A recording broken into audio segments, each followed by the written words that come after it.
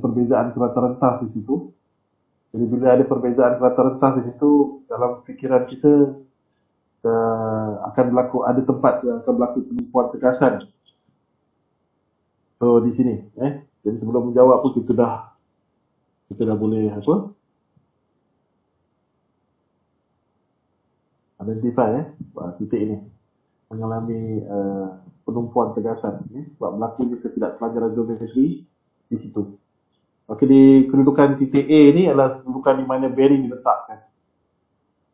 Okey, kedudukan bearing diletakkan. Ini nanti. Okey, baik.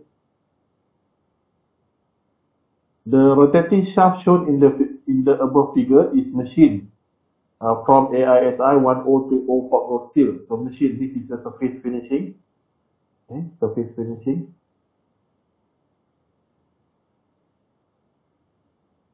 Okay. Yang ini adalah bahan dia. It is supported by bearing at A and B. If F is 5 kilonewton, answer the following questions. Draw the free body diagram and compute all the reaction forces. Okay. And then draw the shear force diagram and the bending moment diagram. Okay. Pertama ialah free body diagram.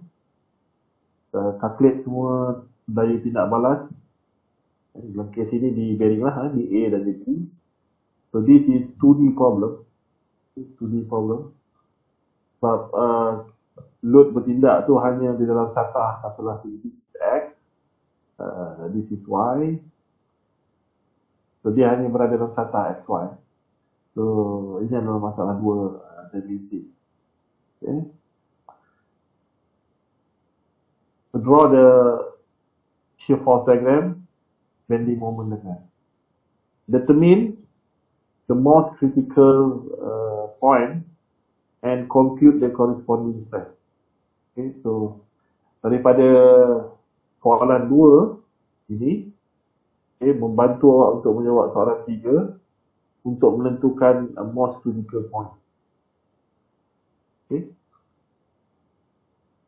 So bila lihat darjah ini yang mudah ni, sebab kamu dah selesaikan masalah ni di tahun 3 atau tahun 2, solid mekanik 1, tahun 2.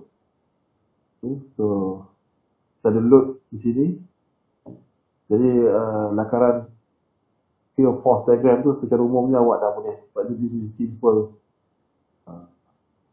problem. Awak dah boleh agak begitu, dan dia punya bending moment diagram pun begitu. Okay.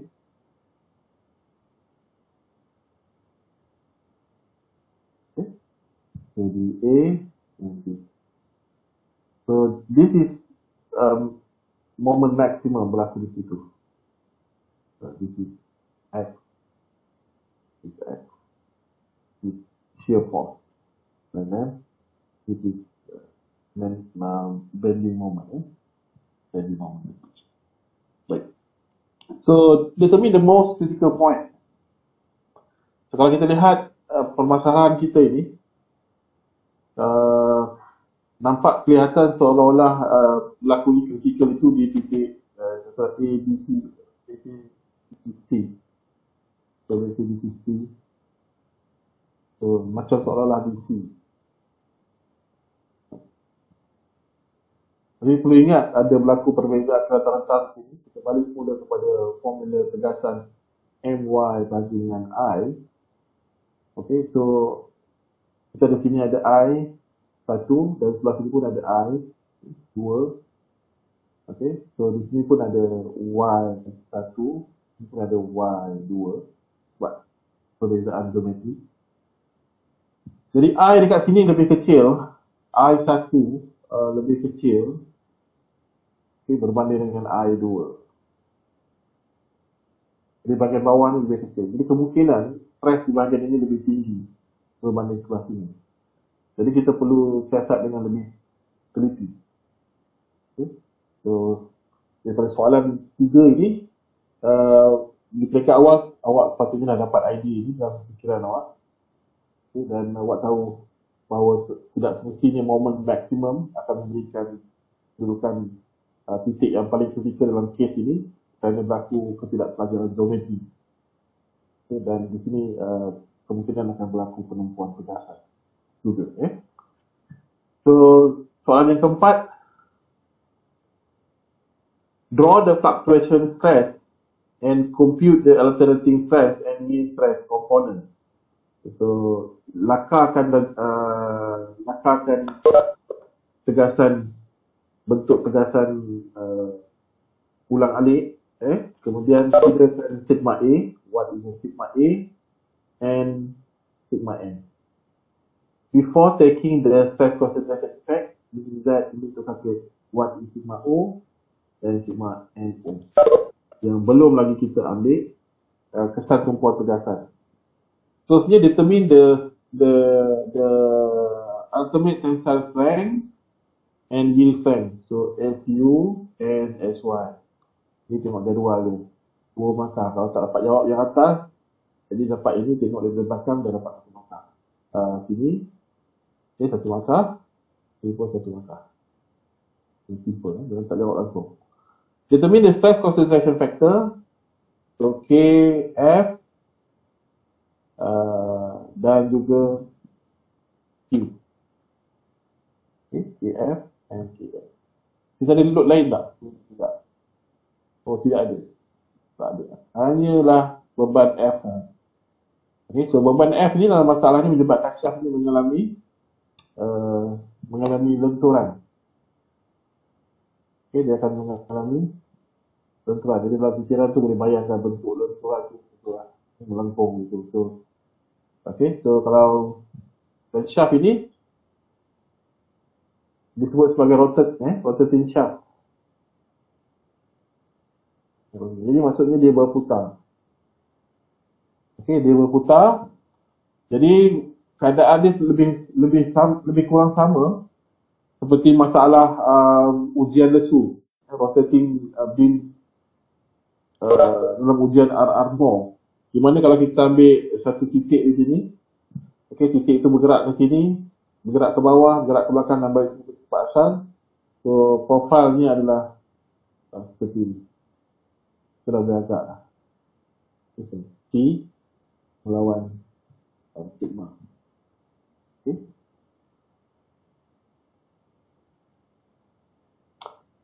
Dan seterusnya, determine the alternating stress and mean stress. Alternating stress and mean stress after taking. Sekarang sigma A dengan sigma M. Tadi sigma AO dan sigma MO. Determine all the modification factor and the corrected endurance limit. So, mesti awak nak kira SN. Mula kira SN, find. Lepas tu kira CL, CT, apa lagi? CS, C lagi.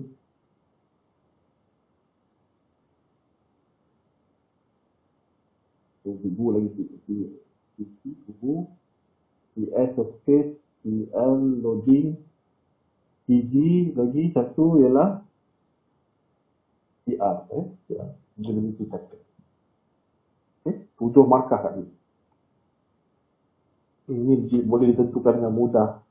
Ini boleh ditentukan dengan mudah. 7, 8, 9, 10, 11 markah. Boleh didapat dengan mudah. Determine the equivalent alternating stress. So, you can kira what sigma EA dan juga sigma ES. And equivalent stress. Determine whether the shaft will have finite life or infinite life or even fail due to yielding. Saya nak tengok, kita nak semak sama ada dia punya hayat terhingga atau tidak terhingga. Adakah dia gagal sebagai alahan atau tidak, menggunakan Langer and Goodman criteria. Explain your answer. Jelaskan jawapan anda. Untuk soalan yang ke-10 ini, do not calculate the life. So, jangan kira hayat jika hayat shaft tersebut mempunyai hayat terhingga. Ayat terhingga. Tak perlu tentukan. Dia akan gagal pada kitaran yang keberapa. Itu maksud soalan. Okey. So, kita lihat kepada penyelesaian.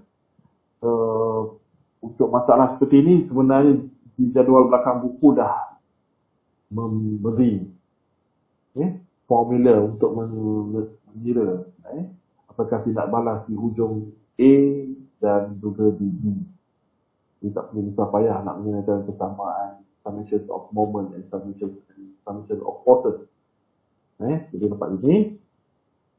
Dan juga boleh menentukan gambar raja Dirichlet dan gambar raja Montblanc dan serta dengan nilai-nilainya. Okey. Dua masa. Baik. Sekarang nak tentukan titik yang kritikal. Okay. Kalau melihat kepada raja ini, kita biasa sebut tadi, ini ialah momen paling besar. Tapi adakah dia menyebabkan syaf itu berada dalam keadaan kritikal? Meskipun di titik C, di sini titik C. Di sini titik D, dan ini titik A. Meskipun titik C mengalami momen maksimum, adakah titik C mengalami keadaan yang paling kritikal atau tidak? Jadi kita syak tadi di belakang juga di titik di mana berlakunya ketidakselanjaran. Okey, ketidakselanjaran di antara dua ni, satu lagi sini ialah titik D. Okey, so kita semak di titik D. Kita semak titik D. Titik D. Jadi kita perlu tahu apakah momen di situ. Okey, apakah momen di situ. Jadi kamu tahu nilai momen di sini, nilai momen di sini berapa nilai?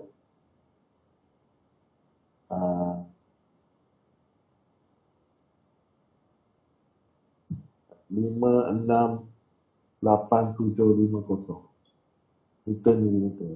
Itu momen maksimum. So di titik D itu kamu boleh interpolasi saja. So if AC, jarak AC apa? Jarak AC is 500.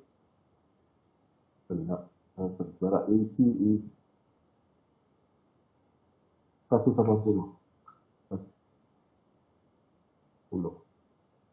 Jarak sebelah sini ialah 210.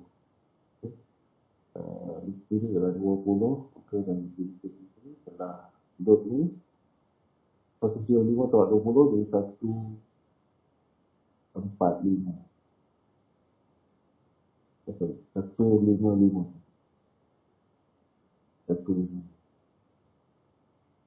Sampai ke sini.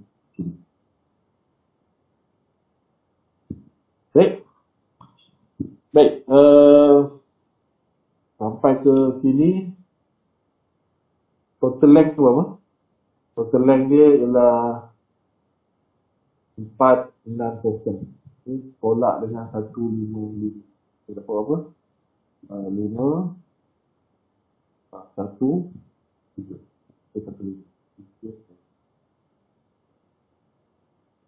So, jika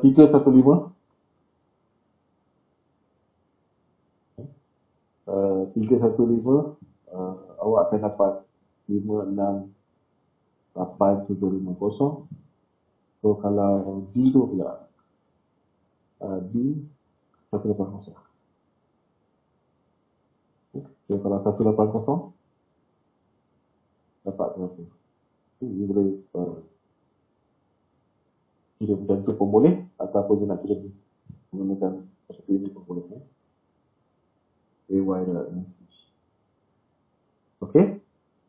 So kegasan yang berlaku di perubahan ketidakselanjaran geometri tadi ataupun di bahagian fillet ataupun kambi dalam bahasa Melayu di titik D, ini di titik D, sigma D lah.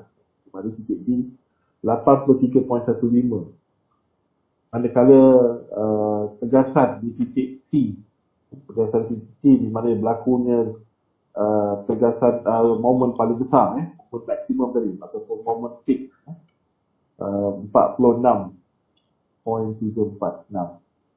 Ini menunjukkan bahawa titik kritikal berlaku di titik E. Okey. Berlaku di titik E. Soalan keempat ya, minta lukis gambar rajah tegasan ulang alik tu. Jadi pattern dia macam ni. So dalam ni sigma A ada nilai, sigma M kosong. Sigma M kosong. So dan sigma A ni bersamaan dengan sigma AO sigma AO sebab sekarang kita ada cerita tanpa ambil pesan tumpuan tegasan, dengan satu lagi ialah kira pesan tumpuan tegasan. Okey, baik. Jadi kita letakkan O tu. Jadi bersamaan dengan sigma fillet tadi lah, ataupun tegasan titik B tadi, iaitu 83.15. 83.15 MPa megawatt. Boleh?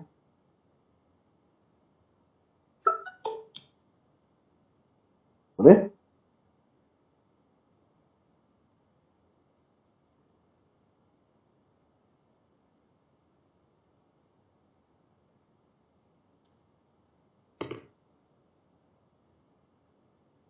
Determine the ultimate tensile strength and the yield strength.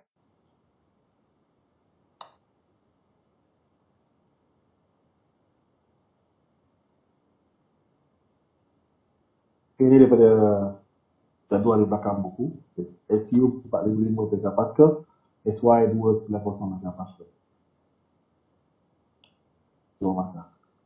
Seterusnya daripada jadual juga di dalam buku, hasilnya awak dapat PT 2.9, Q ialah 0.78, masukkan ke dalam rumus ini dapat KF 2.482. Tiga masa. Satu masa. Okey. Soalan ke-7, seterusnya nak kira sigma A dan sigma M lagi sekali, tapi kali ini nak telah mengambil kira pesan tumpuan tegasan. Kamu dah kira tadi KF, jadi kamu boleh dapat dengan KF. Sigma A sama juga dengan sigma AO times KF. Sigma M sama dengan sigma MO times KF. Ini kita tak risau dengan sigma MO lagi ni sebab sigma MO kosong. Okay. Dua markah, satu. So, daripada jadual dalam slide yang saya berikan ke dalam buku, so awak boleh tukar ke bending moment ada CL1, faktor size 0.9, CL 0.79, CT1, reliability factor 1. Tak ada disebut dalam apa-apa dalam soalan, maksudnya reliability adalah 50%, 50%. Unless dalam soalan beritahu nak 100%. Otherwise, kita assume dia 50%. Okay.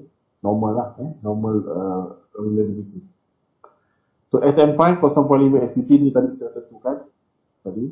Jadi darat tekanan 0.5 dapat 227 darat tersebut saya dapatlah had ketahanan yang telah diperbetulkan. Corrected Injury SM 161753. Original 227.5. Kalau kita consider factor, dia jadi 161.7. 7 markah. 1, 2, 3, 4, 5, 6, 7 markah. Okay. So compute the equivalent alternative stress and the equivalent mean stress. So dalam masalah ini kita tidak ada top, kita tidak ada tegasan licih kilasan untuk komponen amplitude, dan tidak ada komponen tegasan licih kilasan komponen min, kosong. Masukkan ke dalam formula untuk mengira bahagian amplitude, kita menggunakan DET. Untuk komponen mid range, kita menggunakan maximum principal stress. Baik. Okay. Yang ada itu. Jadi ini pun kosong. Ini pun kosong. So, the rest jadi kosong. Jadi sigma EA 206.3.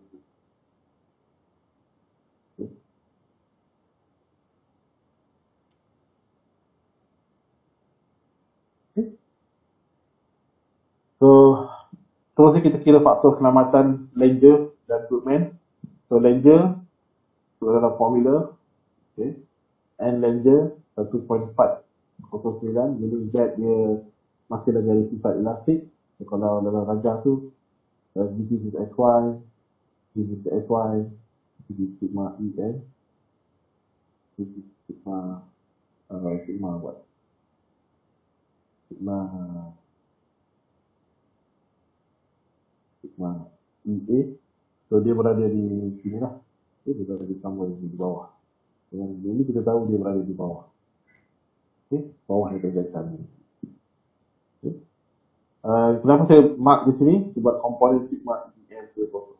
Kalau awak plot koordinat tadi, sigma EN sama dengan sigma EA, komponen kosong. Itu dibanding pada Q1 di sini. Okay.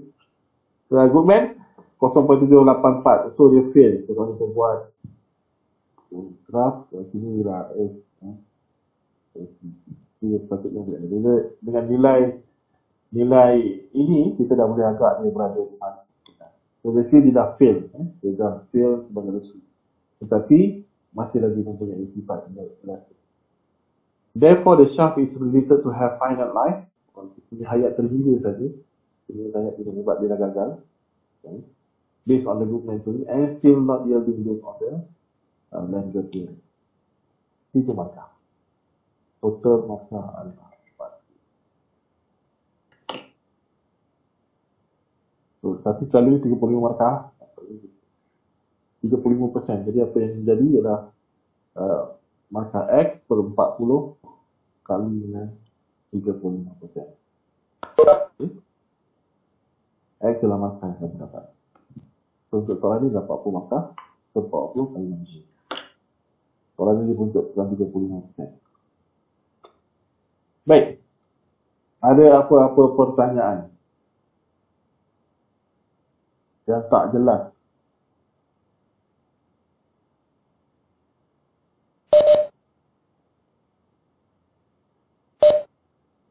Macam mana nak pilih critical point?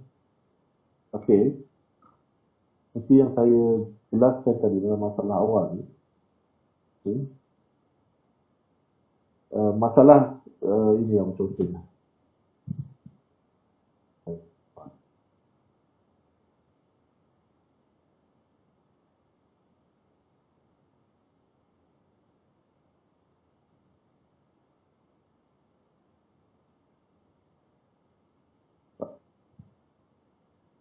Okay, baik.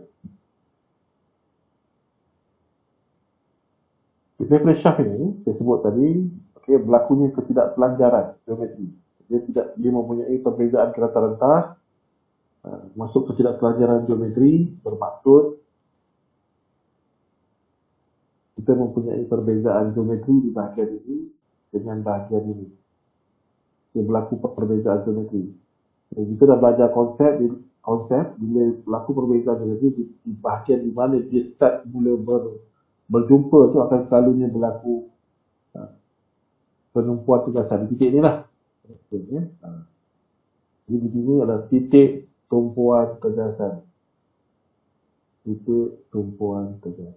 Jadi tegasan mungkin tinggi di situ. Berbanding dengan tempat lain. Jadi kita kalau shaft tu dia konsisten. Tak perbezaan kerata rentas tu sama. Dekat sini dasar, dekat sini potek tak apa. Besar. Dia mesti sama saja. So kalau awak plot, katakan kita bicara dengan load yang sama. So bending moment diagram dia, kalau di sini ialah moment maksimum. Jadi katakan sini A, sini B, sini C. Okay. Maka titik paling kritikal adalah titik kritikal adalah titik C. Simple as that.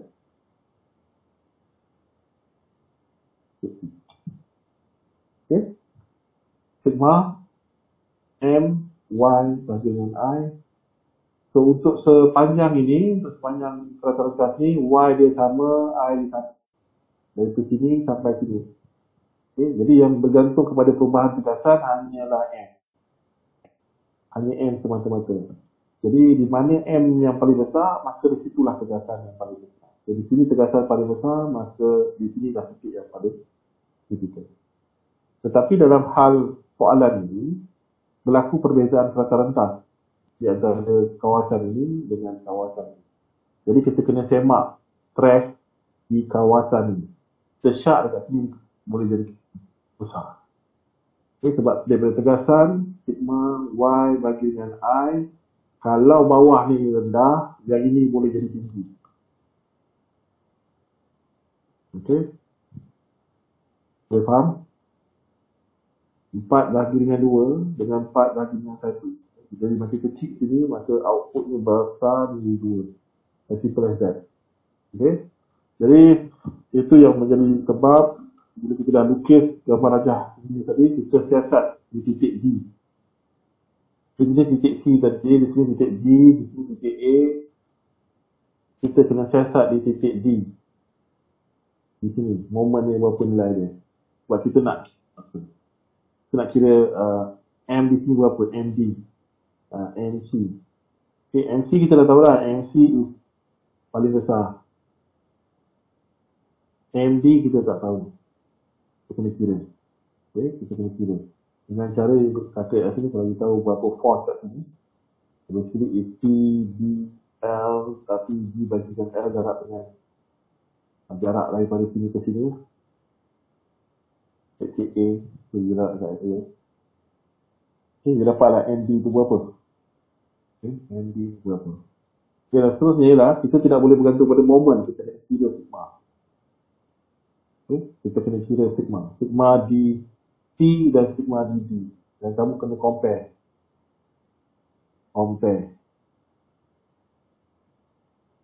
Di C dan D. Compare. Meskipun MC ni momen paling besar, belum tentu dia kritikal. Kita kena compare di sini. So, apa yang kita buat tadi ialah, bila kita kira di M, di sigma di C dapat nilai ini 87.15. Di nilai di sigma di titik D, nilainya 46.35. Sudah patut. Jadi, bila dapat nilai ini, sah lah. Okey, maka titik, ini titik D. Okey, ditulis. Ini titik D.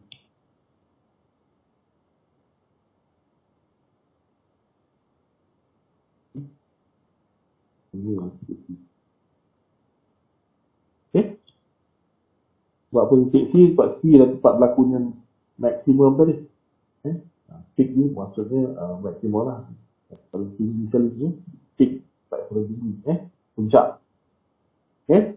Jadi, yang ini yang lepas kita boleh buat conclusion yang menyatakan bahawa titik kritikal sebenarnya adalah di mana? Di sini lah. Di sini.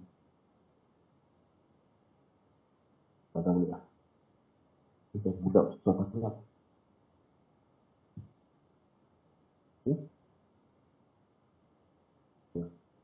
Kritikal di sini.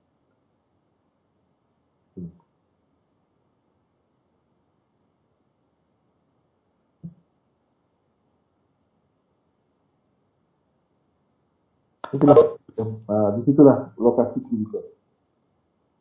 Okey, lokasi kritikal. Boleh? Boleh tak? Okay. Baik, ada apa-apa lagi soalan?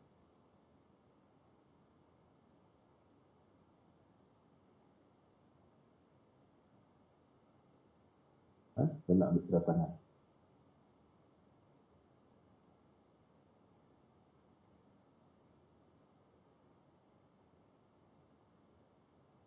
Ada soalan ni?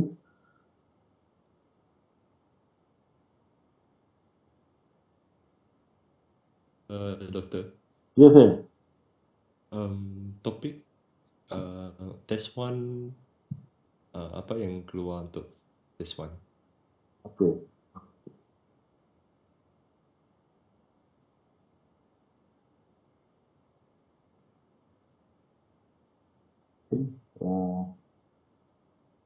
Test 1. Topik 1, design of mechanical failure. Prevention. Ini due to static loading.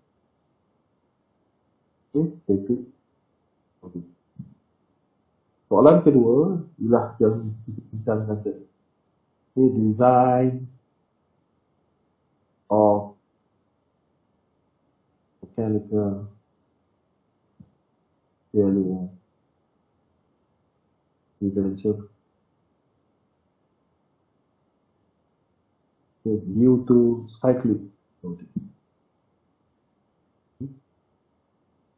Jadi ini akan contribute kepada static failure. Kalau static loading akan contribute to static failure, manakala cyclic loading akan will contribute to fatigue failure. Seperti yang kita bincangkan tadi. Dan soalan yang ketiga, ini 35%. Jadi 35%. Soalan ketiga ialah gear possibly gear train and force.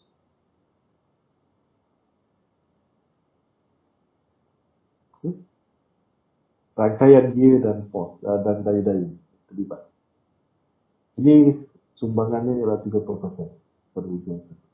Ujian 1 akan dilaksanakan selepas raya. Tentatifnya ialah pada 8 hari bulan 5 2022 hari Ahad. Hari Ahad. Tentatifnya.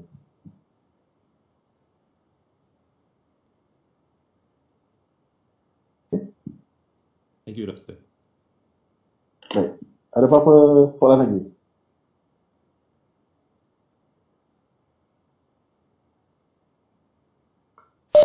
Kalau tak ada apa-apa soalan, tak ada. Kalau tak ada apa-apa, saya stop dulu kuliah pada hari ini sebab saya nak kena pergi meeting, kena bentangkan CQI ke dalam meeting. Jadualkan pada pukul 3. Okay. Baik, kita akan sambung dua contoh lagi pada kuliah yang berikutnya. Sebelum kita masuk ke topik yang ketiga, topik ketiga untuk ujian, itu gear train and forces. Okay? Baik. Terima kasih kelas. Kalau tak ada apa-apa soalan lagi.